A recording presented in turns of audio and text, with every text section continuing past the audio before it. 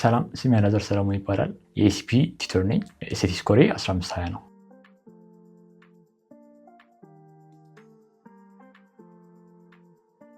እዛ ኤስኤቲ መጀመሪያ ፕሪፔር ማድረግ የጀመርኩት 11 ክፍል ነበርኩኝ ነው መጀመሪያ የሚያውቁት ማለት ነው። ከዛ ግን ሲሪየስሊ ፕሪፔር ማድረግ የጀመርኩት ግን 12 ክፍል የመጀመሪያ ሴሚስተር የመጀመሪያ ተርም ማለት ነው። ከዛ በኋላ ኤስኤቲ ወሰድኩኝ። ፕራክቲስ ኢንቴንሲቲውም ብዙም ከባድ አልነበረም። የመጀመሪያ ስኮሬ የመጀመሪያ ጀስት ጀነራል አቅሜን ለማወቅ የት አካባቢ እንዳለው ለማወቅ ነበር የተፈተንኩት። ከዛ ያንን ኤስኤቲ ካወቅኩኝ በኋላ ያንን ፈተንኩኝ በኋላ ሁለተኛ ዙር ከጥቂት ወራት በኋላ ተፈትኜ አሁን ያመጣሁትን ስኮር ማምጣት ችያለሁ ማለት ነው። አብዛኛው ጥናት ተካሂደው አብዛኛው እንትን የተደረገው በቃ አብዛኞቹን ፕራክቲስ ቴስቶች የሚሰሯቸው እንደዚህ የመጀመሪያ ፕራክቲስ ቴስት እና ሁለተኛው ፕራክቲስ ቴስት መካከል ያለው ጊዜ ነው ማለት ነው። በዛው በአጭር ጊዜ ውስጥ በቃ መጀመሪያም ሊያዩትም ስለገባኝ ምናምን ነገር በደንብ ፕራክቲስ ማድረግ ችያለሁ። ብዙም ፕራክቲስ ቴስቶችም ሰርቻለሁ። ከመጽሐፍትም ብዙ መጽሐፍትም አንብቤያለሁ። ብዙ አጋዥ መጽሐፍትም ፕሪንስተን ሪቪው፣ እንደ ካፕላን ሪቪው እነሱ መጽሐፎች አንብቤያቸዋለሁ። ኤስኤቲ ስኮር 15 ማምጣት ችያለሁ ማለት ነው።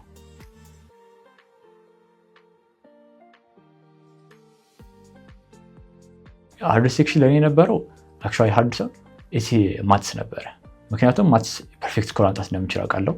ከዛ በኋላ ግን የምሰራቸው ስህተቶች በፍጥነትም ሆነ ፕራክቲስ በማነስ ሆነ ሌላ እውቀትን በማነስ ቢሆን የምሰራቸው ስህተቶች ያንን ነገር እንዳላደርግ ያደረጉኝ ነበር እና ፐርፌክት ስኮር ለማምጣት ማትስ ላይ በጣም ብዙ መልፋት ነበረብኝ። ብዙ ፕራክቲሶች መስራት ነበረብኝ። ብዙ አጋዥ መጽሐፍቶችን ማንበብ ነበረብኝ። ብዙ ኦንላይን ሪሶርሶችን መጠቀም ነበረብኝ። ኤስኤቲ ፐርፌክት ስኮር ለማምጣት ማትስ ስለፈለግኩኝ ማትስ ነበር ለእኔ ከባድ ሴክሽን።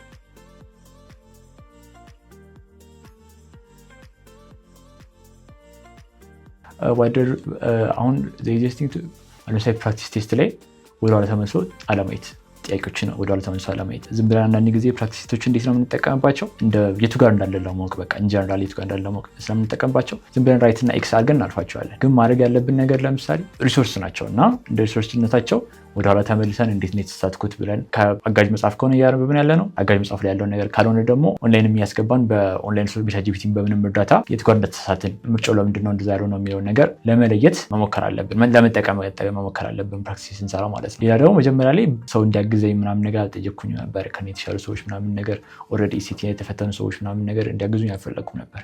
ምክንያቱም አሁን እኔ ኤስኤቲ በምፈተንበት ጊዜ 11 ክፍል ላይ ኤስኤቲን የጨረሱ ልጆች ምናምን ነገር ነበሩ። እንዲያግዙኝ ብጠይቃቸው እችል ነበረ፣ ግን አልጠየኳቸው ነበረ።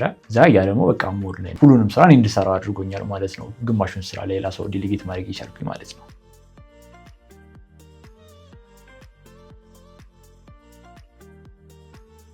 አንዛይቲ ስኮሪን አፌክት አድርጎት ነበረ።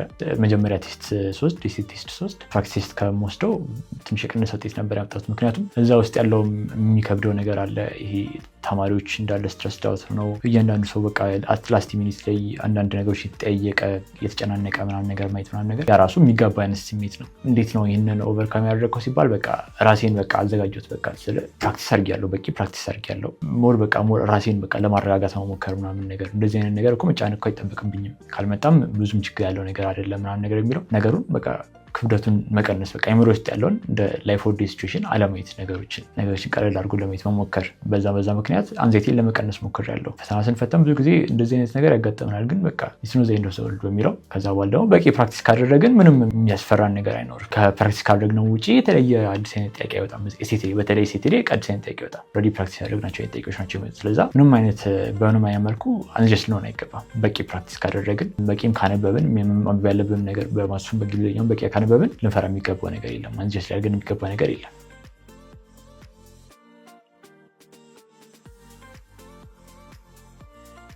ኤስኤቲ በአጭር ጊዜ ውስጥ ኢምፕሩቭ ማድረግ ይቻላል? አዎ ይቻላል። አብዛኛውን ጊዜ እንደውም ረጅም ጊዜ የሚፈጅብን ዊ ቴክ አወር ታይም ተረጋግተን ነው የምናደርገው። ግን አሁን የተሻለ ፕሪፔር የምናደርግ ከሆነ ሞር ኢንቴንሲቲውንም ሞር የምንጨምረው ከሆነ ከዛ በላይ ደግሞ የሚያግዘን ሰው ካለ አሁን ለምሳሌ በቲቶሪያል በኩል ደግሞ ሪሶርሶችንም ኦንላይን ሪሶርሶችንም በደንብ የምንጠቀም ከሆነ ከዛ በኋላ ኢንቴንሲቲውን ደግሞ የምንጠናበት ኢንቴንሲቲ ከጨመርን ዴፊኒትሊ በአጭር ጊዜ ውስጥ መስተካከል ይችላል።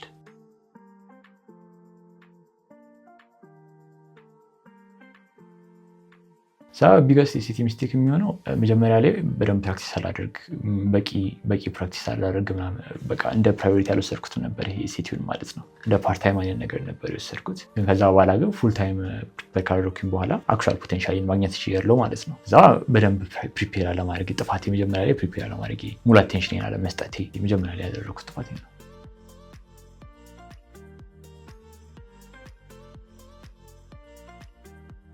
ኢሲቲ የመጀመሪያ ጊዜ ሲሄድ ሰርፕራይዝ ያደረገኝ ምንድን ነው አማውንት ኦፍ ፒፕል እዛ የነበሩ ሰዎች። ከዛ በኋላ ደግሞ ምን ያህል ስትረሳቸው ኮንቴጀስ እንደነበረ ያ አልጠበኩትም ነበር። ካልም እና ኮሌክትድ ሆኜ ለመሄድ ሞክሬ ነበር፣ ግን የሰጉን ብዛት ከዛ በኋላ ደግሞ እነሱ ደግሞ በጣም አንጀስ መሆናቸው ምናምን ነገር ያ ወደ እኔ ስፒል አድርጎ እኔም አንጀስ ሆኜ ግሬድን አፌክት እንዲሆን አድርጎታል።